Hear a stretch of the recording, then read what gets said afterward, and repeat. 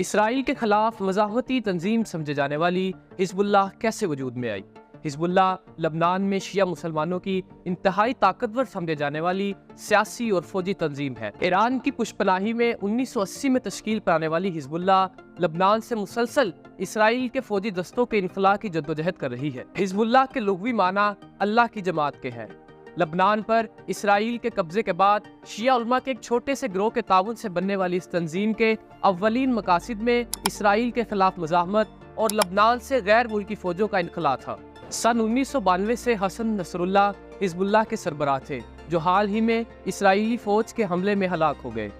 حزب اللہ کو اپنے مقاصد میں مئی 2000 میں اس وقت کامیابی حاصل ہوئی جب اسرائیل نے لبنان سے واپسی کی راہ اختیار کی۔